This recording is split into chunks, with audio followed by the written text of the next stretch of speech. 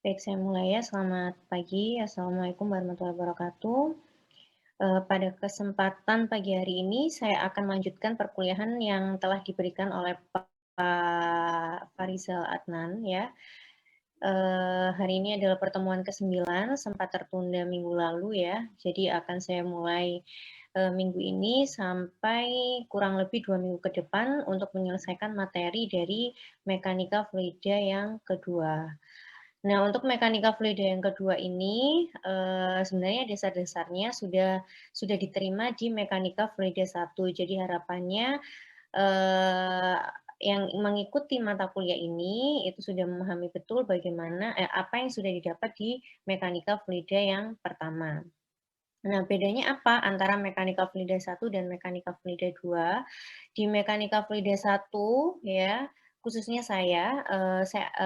di mekanika fluida 1 kemarin saya membahas mengenai pipa yang tertutup ya, atau aliran yang tertutup. Sedangkan di mekanika fluida yang kedua, kemarin dilanjutkan oleh Pak Adnan masih di jaringan pipa ya, bagaimana caranya menyambungkan pipa, ada aliran pipa paralel, seri, bagaimana alirannya itu disambung oleh Pak Adnan dan saya akan membuka mengenai aliran terbuka di dalam saluran yang terbuka. Nah, aliran terbuka, kalau aliran tertutup kemarin kan berarti ada di dalam suatu pipa ya, sedangkan kalau aliran terbuka berarti ada di saluran. Saluran ini contohnya adalah saluran drainase atau kalian, biasa menyebutnya adalah selokan ya, selokan yang kita jumpai di depan rumah sampai, saluran-saluran yang besar ya, sekunder, primer, sampai menuju ke, badan air ya, danau atau sungai. Nah, kita akan berbicara mengenai saluran terbuka tersebut.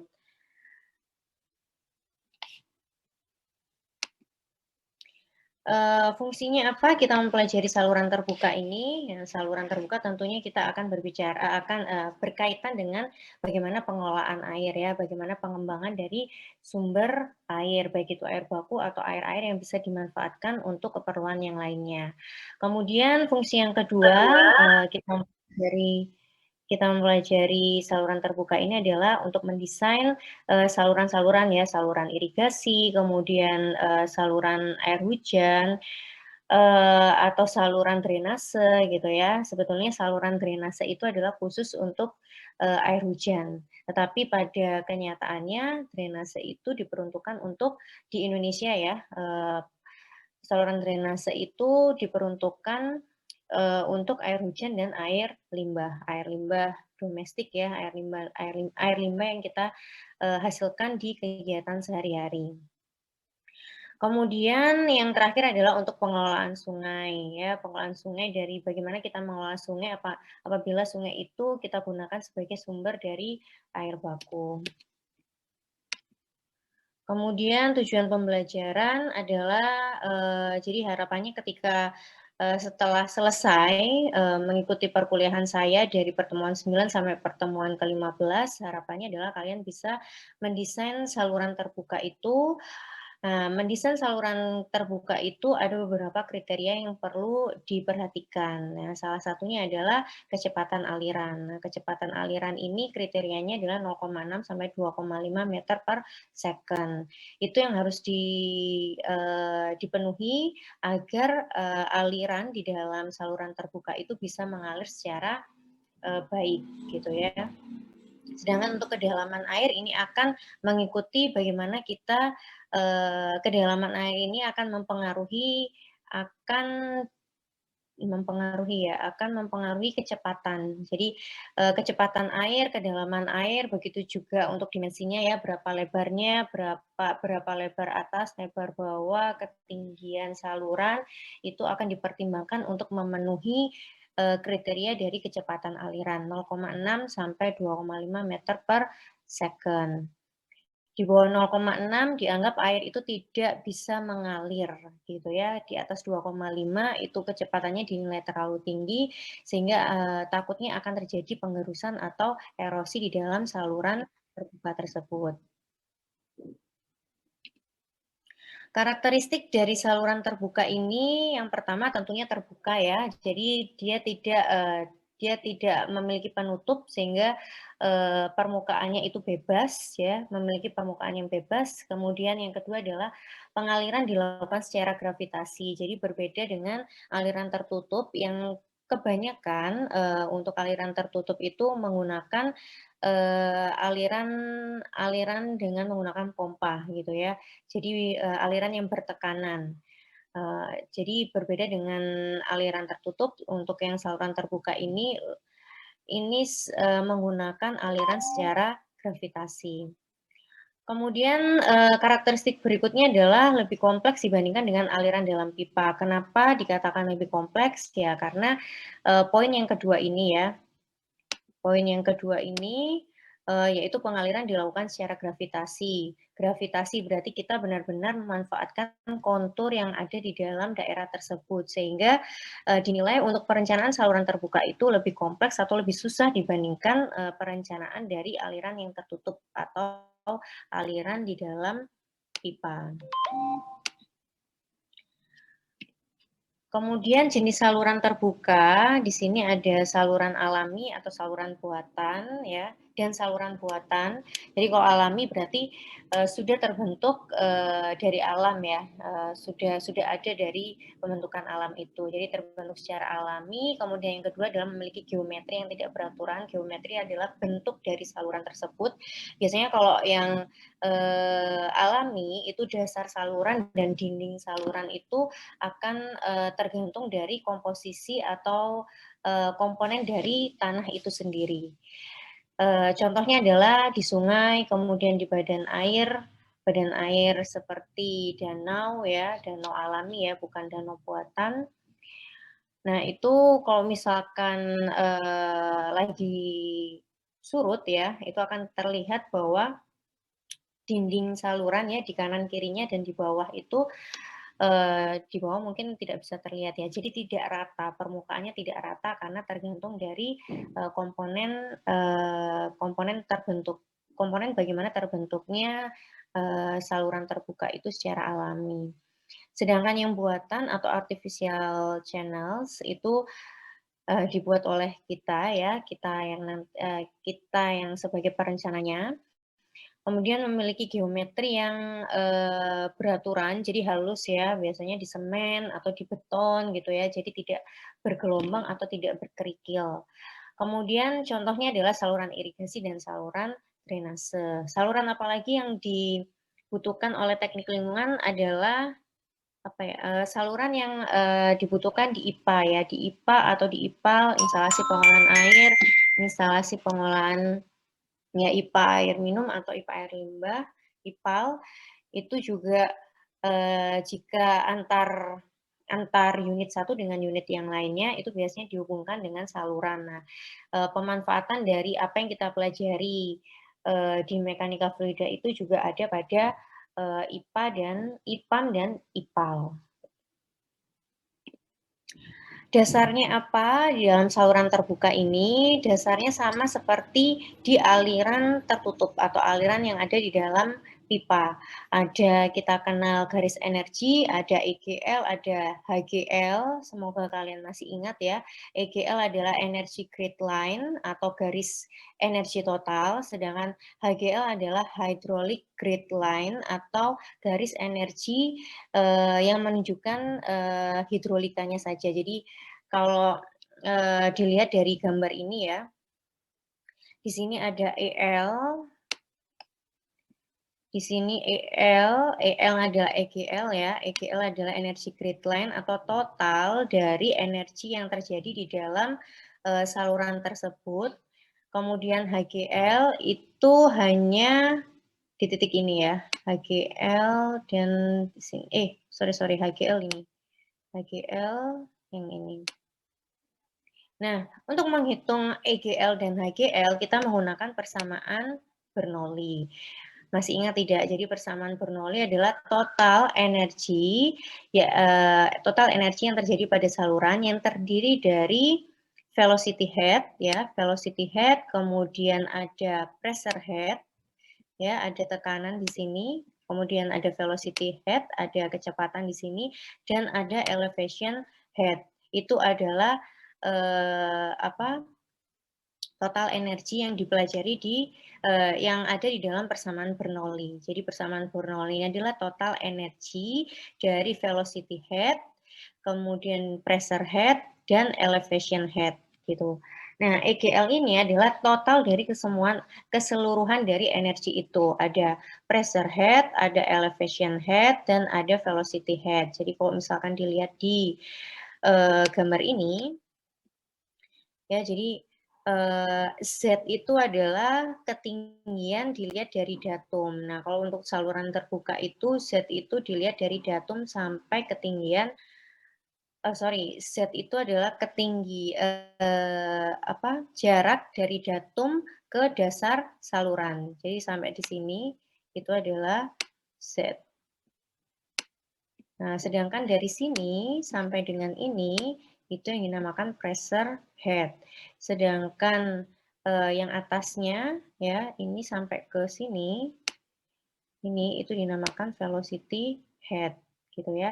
Jadi EGL adalah total energi dari elevation head, kemudian pressure head dan velocity head. Maka dari itu di sini ada P per gamma ya ditambah dengan Z. Nah, Z-nya ada di sini. Tuh, nah ini pressure head ini ya, ada di sini sampai di sini itu sama dengan Y1.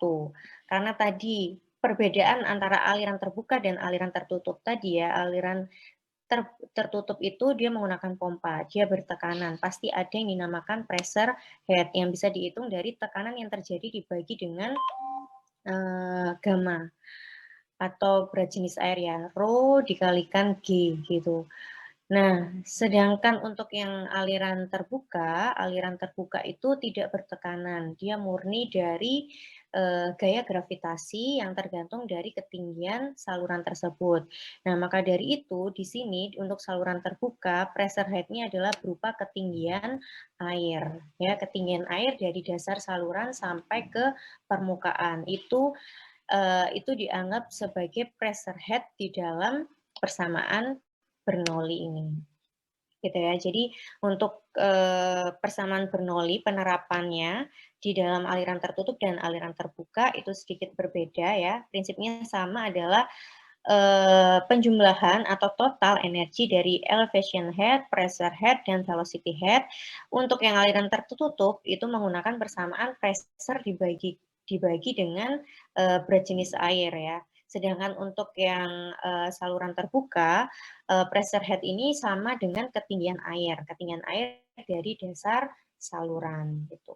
Kemudian prinsip yang kedua yaitu adalah persamaan kontinuitas. Kontinuitas itu berarti Q1 sama dengan Q2, di mana Q1 itu sama dengan A1 dikalikan V1 sama dengan A2 dikalikan V2. Jadi prinsipnya sama, aliran tertutup dan aliran terbuka. Jadi air yang masuk itu akan sama dengan air yang keluar, atau debit yang masuk itu sama dengan debit yang keluar. Itu adalah persamaan kontinuitas. Jadi ini juga berlaku di aliran terbuka.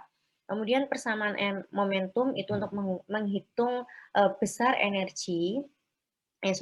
gaya yang terjadi di dalam saluran ini yang tergantung dari densitas, kemudian debit dan kecepatan, ya, atau F sama dengan rho dikalikan Q dikalikan delta V. Nah, ini adalah dasar-dasar dari penerapan saluran terbuka, baik untuk desain, baik untuk perhitungan dimensi ya, panjang, lebar, tinggi, ataupun untuk penggambaran dari profil hidrolis. Jadi pada akhirnya itu nanti setelah kita menghitung keseluruhannya bagaimana desainnya, kita harus mempertimbangkan atau kita harus menghitung juga bagaimana tinggi permukaan air itu. Jadi kalau misalkan dilihat dari penampang ini, misalkan penampang 1 dan penampang 2, di sini ada perbedaan ketinggian air. Nah, kalau misalkan ada perbedaan ketinggian air ini dianggap air bisa mengalir. Kalau misalkan di titik 1 itu adalah tinggi airnya segini, sedangkan di titik 2 tinggi airnya juga segini, maka dianggap saluran tersebut tidak bisa mengalirkan air gitu. Jadi kita harus menggambarkan bagaimana profil hidrolis atau profil dari permukaan air pada akhir dari desain itu. Kemudian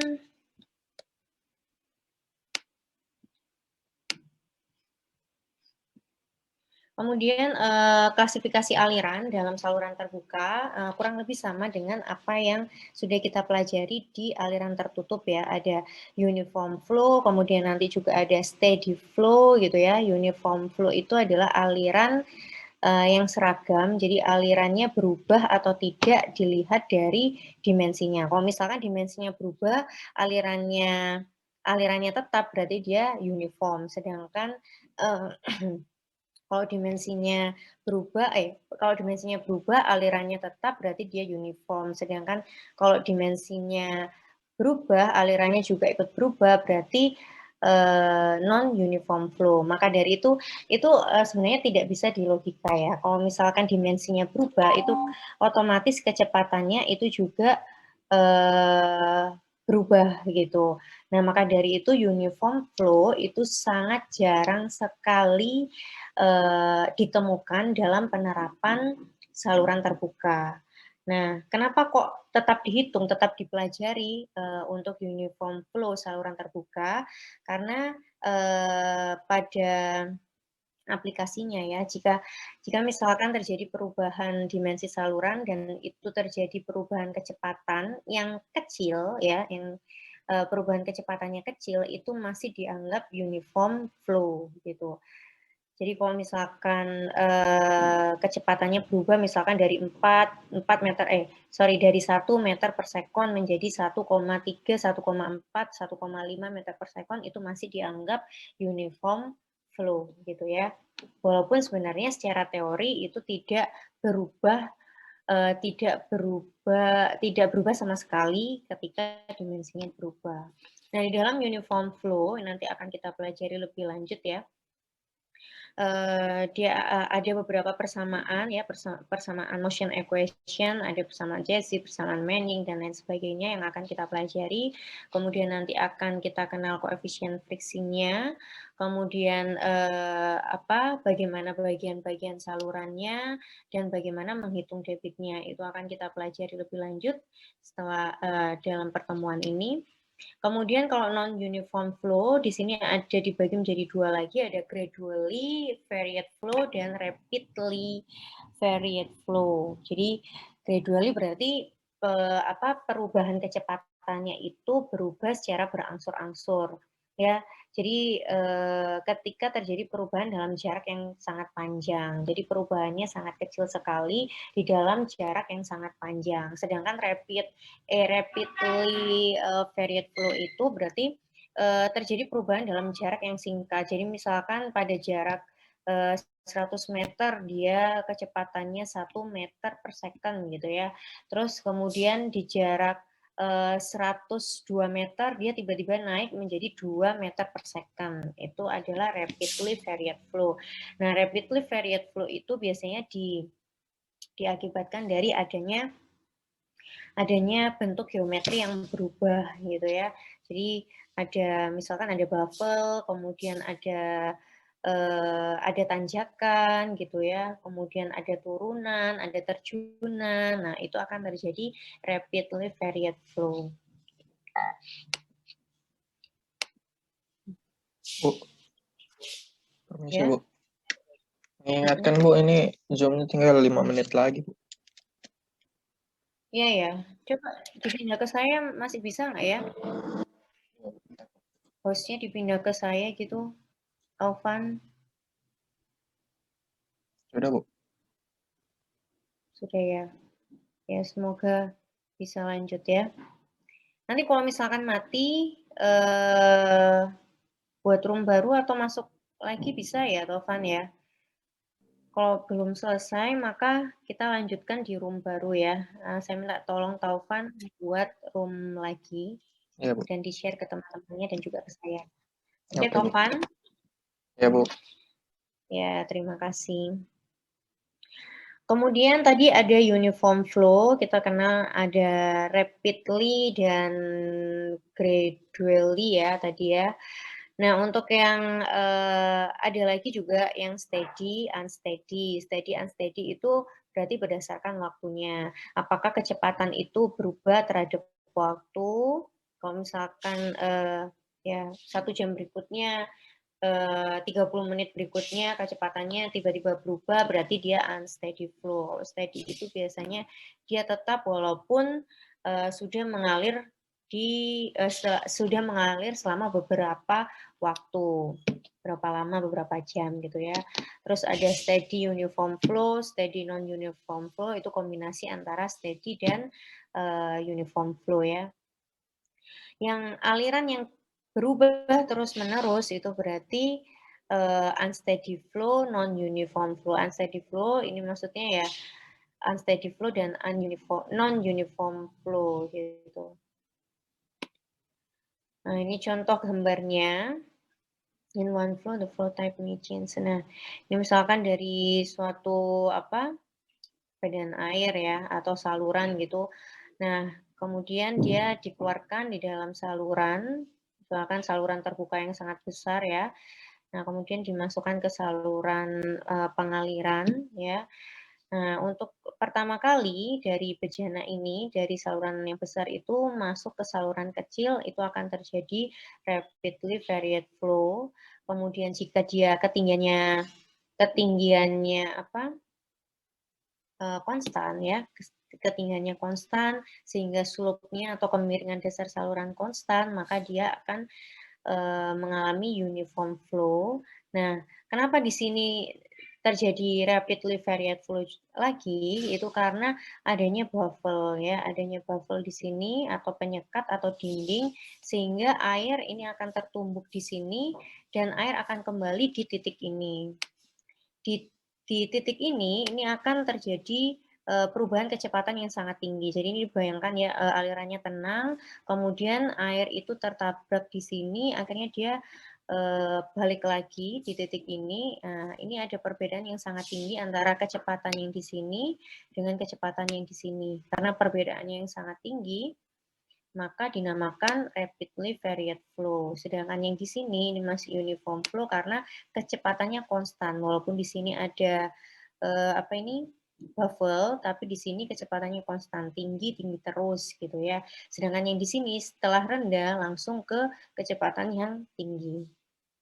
Nah, kemudian untuk turunan dari baffle itu pasti dia rapidly varied flow ya dari kecepatan yang tinggi kemudian dia berangsur berubah ke kecepatan yang rendah. Di sini terjadi gradually varied flow. Kenapa terjadi gradually varied flow? Ini karena terjadi perubahan slope yang kecil atau perubahan ketinggian air yang sangat kecil. Makanya dia berubah walaupun berangsur-angsur ya, tidak langsung. Sedangkan ini ada terjunan maka terjadi rapidly varied flow dan ini jika slope-nya sudah konstan, y-nya konstan, maka yang terjadi adalah uniform flow. Kemudian hal-hal yang perlu diperhatikan di dalam saluran terbuka, jadi ada notasi-notasi yang perlu kita ketahui di dalam saluran terbuka.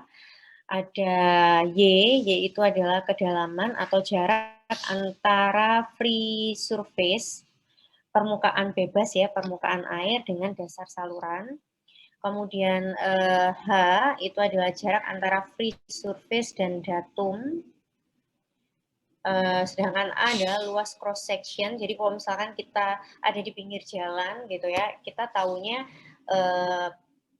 tampak samping dari saluran itu. Nah, kalau cross section itu kita memotong saluran tersebut, apakah dia berbentuk persegi, apakah dia berbentuk trapesium, ataukah dia berbentuk setengah lingkaran, segitiga, gitu.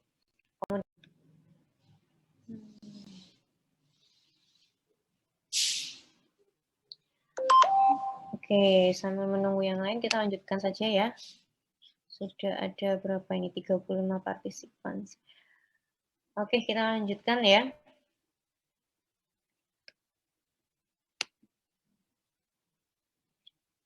Tadi sampai ada luas cross section ya.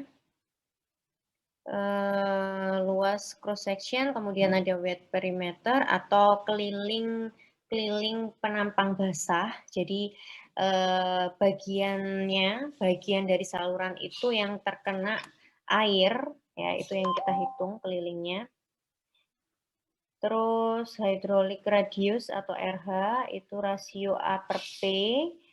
Kemudian surface width-nya B itu lebar saluran pada free surface permukaannya. Sedangkan discharge atau Q atau debit itu kita bisa hitung dari volume dibagi dengan waktu atau A dikalikan V sesuai dengan persamaan kontinuitas. Kemudian ada hydraulic mean depth atau DH, itu adalah rasio dari A dibagi dengan lebar dari permukaan. Nah, ini misalkan kita lihat saluran dari misalkan dari jalan gitu ya. Kita akan melihat saluran panjang yang mengalir ya. Kalau misalkan diteruskan mengalir terus sampai sepanjang jalan itu. Nah, ketinggian dari dasar saluran sampai ke permukaan air itu dinamakan dengan Y. Kemudian jika kita potong saluran tersebut ya, kita bayangkan saluran tersebut dipotong, maka terlihat bagaimana penampang atau bagaimana bentuk dari saluran tersebut. Nah, ini kebetulan bentuknya adalah setengah lingkaran. Nah, setengah lingkaran ini ada yang dinamakan A. A itu adalah luas cross section. Jadi cross section ya, potongan dari saluran tersebut. Luasnya ini adalah ini ya, luas keseluruhan ini. Itu adalah luas cross section. Kemudian P itu atau wet perimeter atau keliling basah. Itu adalah keliling basah dari saluran. Jadi dinding atau dasar saluran yang terkena air ya. Berarti ini adalah kalau bentuknya setengah lingkaran ini berarti cara menghitung luasannya berarti seperempat kali lingkaran itu apa? Seperempat pi d kuadrat itu luasannya. Berhubung ini setengah lingkaran berarti seperempat pi d kuadrat dibagi 2 gitu ya. Sedangkan P-nya itu adalah pi dikalikan diameter, setengah dari pi dikalikan diameter. Jadi untuk menghitung A dan P itu tergantung dari bentuk dari geometrinya. Apakah dia bentuknya setengah lingkaran seperti ini, apakah dia bentuknya kotak, apakah dia bentuknya segitiga gitu ya. Jadi kita harus mempertimbangkan geometrinya. Sedangkan B itu adalah lebar dari saluran terbukanya atau free surface-nya. Itu adalah B-nya, sedangkan H-nya itu adalah tinggi dari permukaan air sampai ke datum ya, sampai ke datum. Sedangkan kalau tingginya dari dasar saluran ke air itu yang dinamakan Y. Jadi ini ke sini itu yang dinamakan Y. Tapi kalau misalkan kalian buka-buka buku ya, notasi-notasi itu tidak baku ya. Jadi ada yang menamakan Y itu adalah seperti ini, ketinggian dari permukaan air sampai dasar saluran. Ada juga yang menyebut Y ini adalah H, gitu ya. Jadi beda sumber akan memiliki notasi yang berbeda-beda. Jadi perlu diperhatikan makna dari notasi-notasi sesuai dengan sumber yang kita baca. Nah, macam bentuk-bentuk dari geometri ini seperti yang saya sebutkan tadi ya, ada yang kotak, kemudian ada yang trapesium, kemudian ada yang segitiga, ada yang tadi seperti slide sebelumnya ini ada yang berbentuk setengah lingkaran. Nah, gimana kita menemukan saluran yang berbentuk segitiga? Kalau tidak salah ini yang mengambil PAM ya. Jadi segitiga itu biasanya ada di sedimentasi 2 ya, yang kita sebut dengan V-notch ya. V-notch kemarin yang ada di sedimentasi 2 untuk mengeluarkan air di outlet. Nah, itu kita menggunakan saluran berbentuk segitiga. Untuk perhitungannya berarti kita menggunakan prinsip dari saluran lingkaran, dari berbentuk lingkaran ya. Nah, untuk menghitung luasan area, kemudian keliling basah, itu berdasarkan bentuknya ini ya. Jadi kalau misalkan yang berbentuk kotak ini, persegi, itu berarti Ya A sama dengan B dikalikan Y. Untuk keliling basahnya berarti B ditambah dengan 2Y. Kemudian untuk yang trapesium ini sama seperti bagaimana kita mencari luas trapesium dan keliling dari trapesium. Luas trapesium di sini itu B ditambah XY dikalikan dengan Y gitu ya. Atau bisa dari B dikalikan Y ya. Ya ada persegi di sini. B dikalikan Y ditambah dengan setengah dari ditambahkan dengan luasan segitiga yang ada di kiri dan di kanan ini. Itu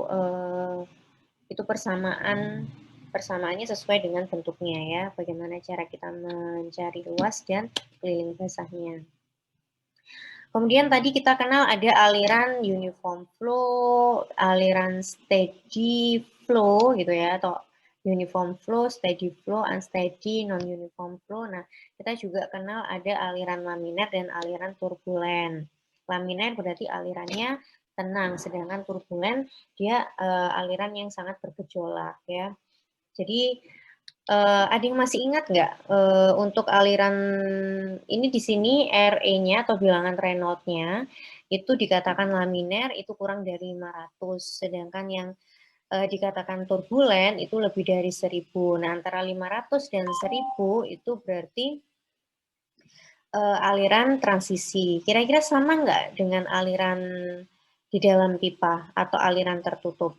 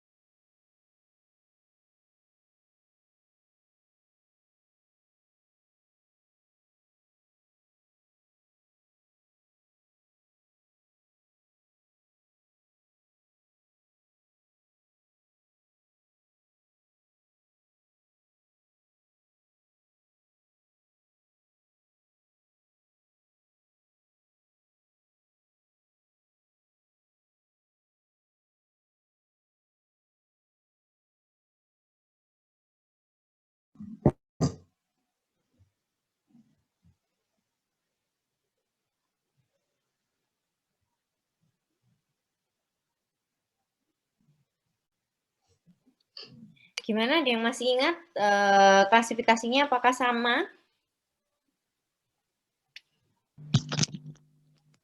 Ibu izin menjawab. Ya, Cynthia ya. Ya Bu, jadi kalau misalnya aliran laminer sama turbulen itu pada hakikatnya sama, tetapi yang membedakan itu di ininya Bu, di angkanya, di angka besarnya. Kalau misalnya ya di aliran yang terbuka itu seperti yang Ibu bilang, kalau misalnya laminer dia kurang dari 500, kalau turbulen lebih dari 100 dan di antaranya itu adalah transisi, tapi kalau yang di aliran tertutup itu, kalau yang turbulen itu yang lebih dari 4.000 nilainya, kemudian yang laminer itu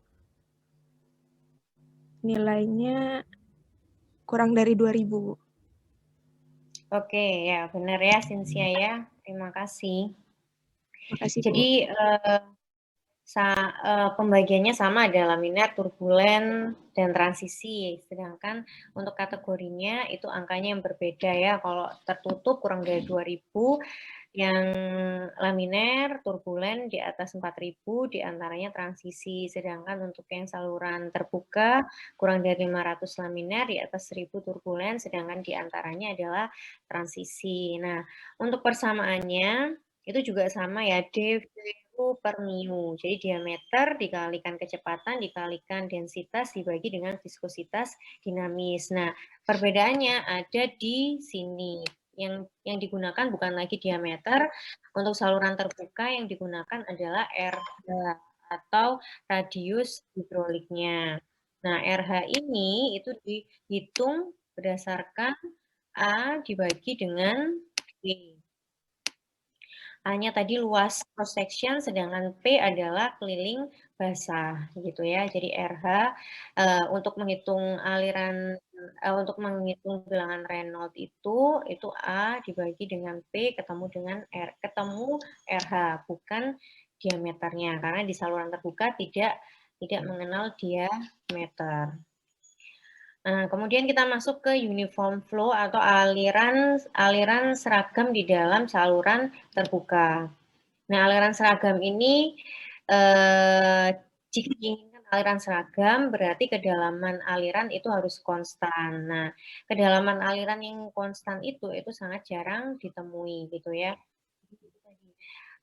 Tidak mungkin air itu kecepatannya sama dari hulu ke hilir, pasti ada perbedaan. Nah, kalau misalkan perbedaannya itu sangat sedikit, itu masih dianggap dia aliran seragam. Tapi kalau misalkan dia sudah naik turunnya tinggi ya, dari 0,3 sampai 2, kemudian 2 turun lagi ke 0,5 ke 1, nah itu berarti bukan aliran seragam lagi.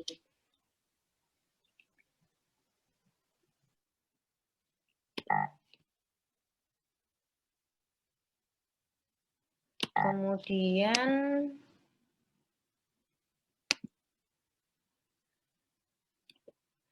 nah, equation of motion. Jadi dari aliran uniform itu bisa digunakan persamaan-persamaan untuk memprediksi berapa kecepatan aliran tersebut.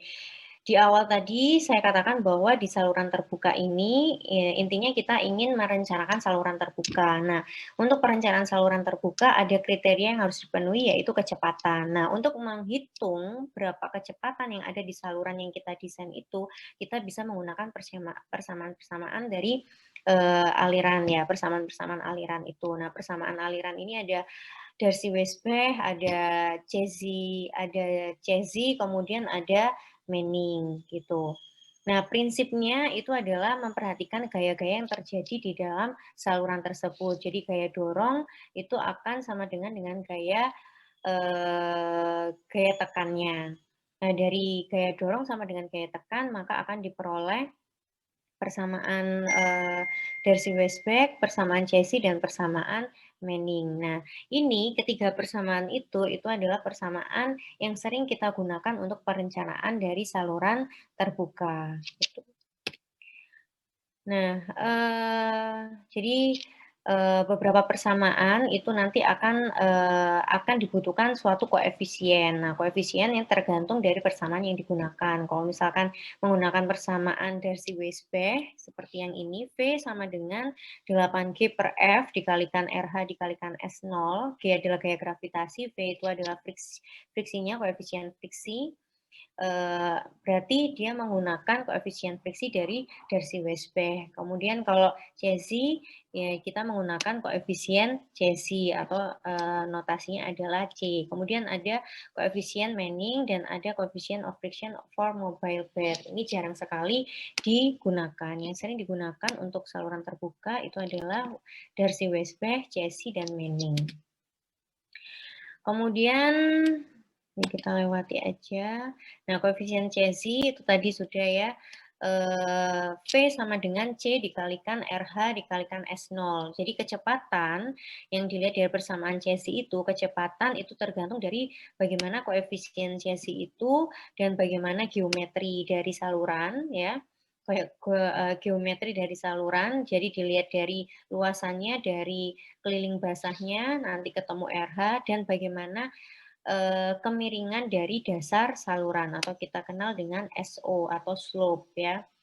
Kemudian untuk yang Manning, sebenarnya ini ada Manning ya. Nah, untuk Manning, ini sama-sama kita mencari kecepatan ya. Jadi ada super N dikalikan RH. Nah, ini tergantung dari koefisien Manning. Nah, koefisien Manning itu akan tergantung dari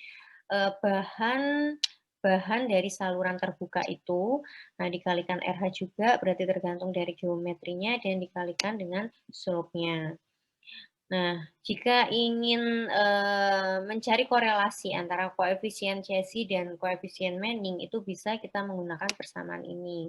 Jadi C sama dengan 1/N dikalikan RH dipangkatkan 1/6. Itu jika ingin mencari tahu korelasi dari si koefisien Cesi dan koefisien Manning. Nah, untuk mencari debit, tinggal persamaan kontinuitas Yaki sama dengan A dikalikan V. A-nya tetap, sedangkan V-nya kita bisa menggunakan V dari persamaan Manning dan V dari persamaan Cesi. Ya, ini koefisien Manning ya. Jadi koefisien Manning itu tergantung dari bahan finishing atau apa? Bahan dari saluran tersebut, bahan bangunan dari saluran terbuka itu. Apakah dia menggunakan semen, apakah dia menggunakan aspal, apakah dia menggunakan beton, apakah menggunakan wood itu apa? Kayu ya. Nah, kemudian ada yang alami, ini yang buatan ya. Yang buatan, sedangkan yang alami kita bisa menghitung juga berapa kecepatan dan debitnya. Nah, nanti kita harus tahu nih apa saja penyusun dari dasar atau dinding saluran dari saluran terbuka itu. Oke, itu pendahuluan ya mengenai saluran terbuka. Jadi pembahasan kita sampai akhir itu mengenai saluran terbuka terus ya.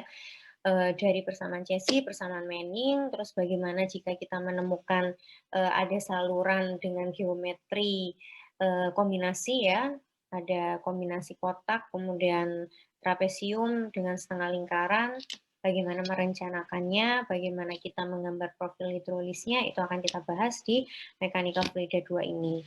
Nah, untuk pemanasan, ini di sini ada soal ya, ada contoh soal. Jadi jika diketahui saluran tersebut terbuat dari unfinished concrete, ya unfinished concrete, jadi dari beton, dengan penampang potongan melintang saluran berbentuk persegi,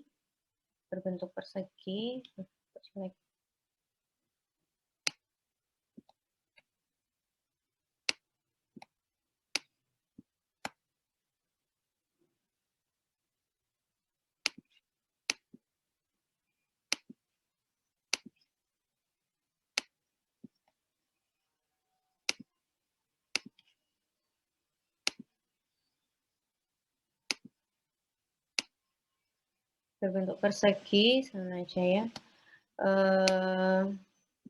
Kemudian ini persegi, lebar bak saluran sebesar 3 meter, berarti ini lebarnya. Kalau persegi berarti lebar bawah sama dengan lebar atas ya. Di sini 3, kemudian ketinggian airnya atau Y-nya itu sama dengan 2 meter.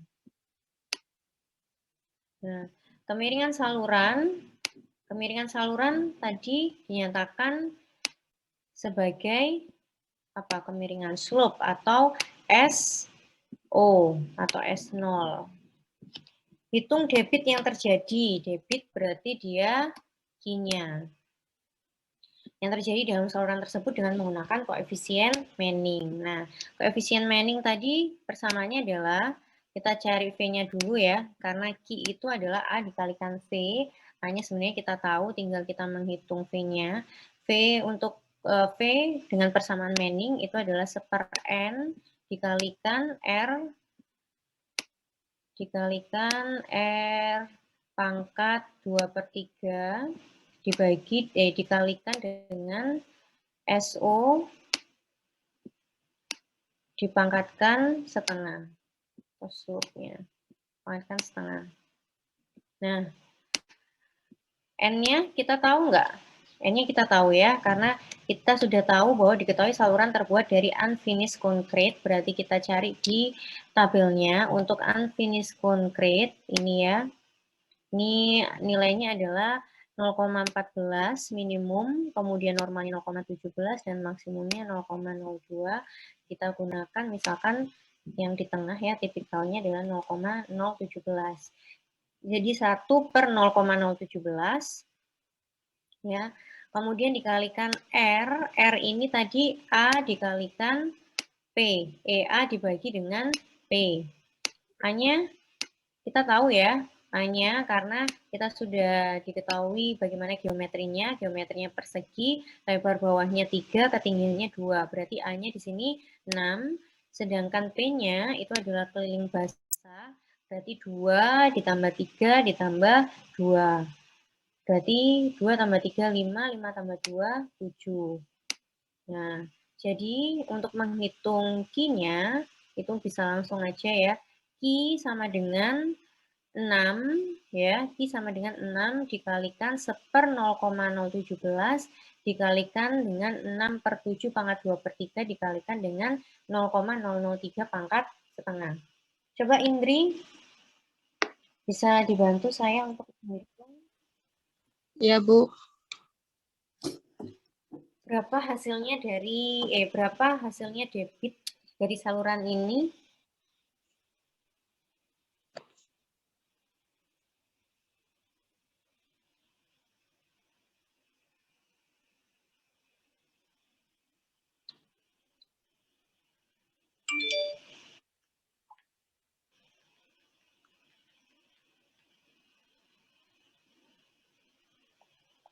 RH-nya tadi 6 per 7 ya, Bu?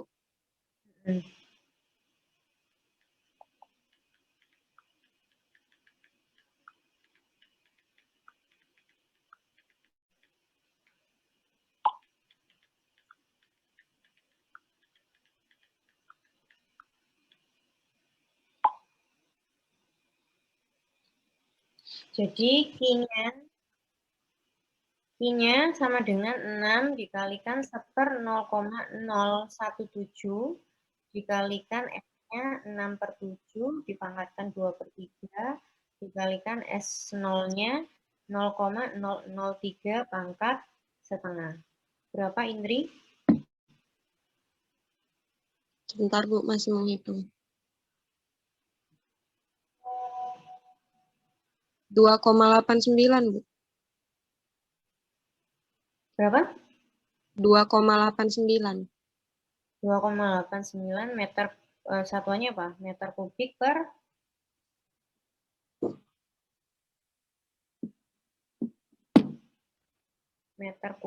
per second ya.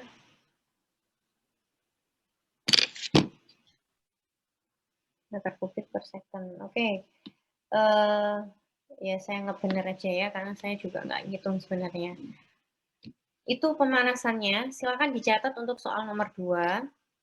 Di pertemuan berikutnya akan saya tanya ya, sebelum memulai pertemuan, berapa hasil yang telah diperoleh dari soal nomor 2 ini. Silakan dicatat, atau saya kirim ininya aja ya, nanti filenya ya.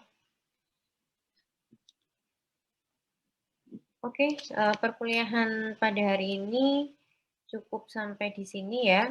Masih pendahuluan mengenai saluran terbuka dan ada pemanasan sedikit bagaimana bagaimana menggunakan persamaan itu tadi di soal nomor 1 menggunakan persamaan Manning. Jadi ada 3 persamaan yang biasa digunakan di bidang kita teknik lingkungan, ada Darcy-Weisbach, ada apa lagi? Cesi, kemudian ada Manning, itu yang biasa digunakan, dan yang paling sering yang digunakan itu adalah Manning. Untuk perencanaan drainase kita menggunakan persamaan Manning ini, karena Manning ini dianggap cukup akurat ya, karena memperhatikan kekasaran dari dasar dan dinding saluran yang tergantung dari bahan pembuatnya. Gitu. Oke, Indri, bisa diulang sedikit mengenai materi kita pada pagi hari ini sambil saya mempersiapkan link untuk materi ini. Ya, Bu. Jadi hari ini kita belajar pendahuluan aliran terbuka.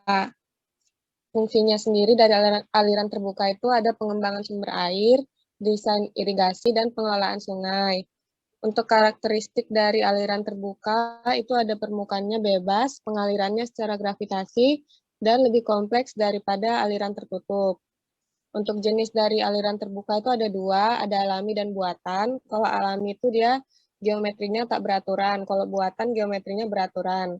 Kalau alami contohnya seperti sungai dan badan air, kalau buatan contohnya seperti saluran irigasi dan drainase. Untuk dasar dari aliran terbuka sendiri, itu menggunakan garis energi yang terdiri dari EGL dan HGL, menggunakan persamaan Bernoulli, persamaan kontinuitas, dan persamaan momentum. Untuk klasifikasinya ada dua. Yang pertama, klasifikasi berdasarkan dimensi, dan klasifikasi berdasarkan waktu. Kalau yang berdasarkan dimensi itu dibagi menjadi dua, ada uniform flow atau seragam, dan non-uniform flow atau tidak seragam. Terus kalau berdasarkan waktu itu ada steady uniform flow, ada steady non-uniform flow, ada unsteady uniform flow, dan unsteady flow.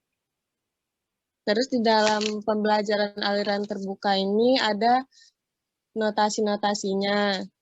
Ada Y, kedalaman, ada H, jarak free surface dan datum, ada A, luas cross-section, terus P, keliling penampang basah, RH atau rasio A per P, B, surface width, Q, itu debit, Q kecil itu Q per B, dan RH rasio A per B. Terus di dalam aliran terbuka ini ada macam-macam saluran. Berdasarkan bentuknya ada rectangle, trapezoid, dan circle. Kalau trapezoid ini biasanya kita jumpai di sedimentasi 2. Terus ada juga klasifikasi dari aliran terbuka. Ada yang laminer dan turbulen. Kalau di aliran terbuka ini, aliran laminernya itu yang bilangan Reynolds-nya kurang dari 500, sedangkan turbulen itu yang lebih dari 1000, dan transisi di antaranya. Lalu yang terakhir kita belajar juga tentang uniform flow, itu yang biasanya kedalamannya konstan. Dihitung dengan persamaan Darcy-Weisbach, Chizzy, dan Manning.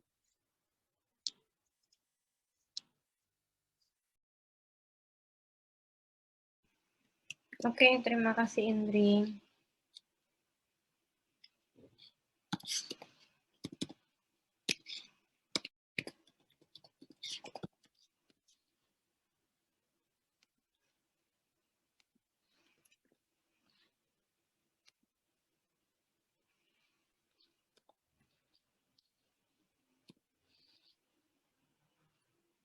Sudah saya share ya materi kita pada pagi hari ini. Itu saja mungkin ya kita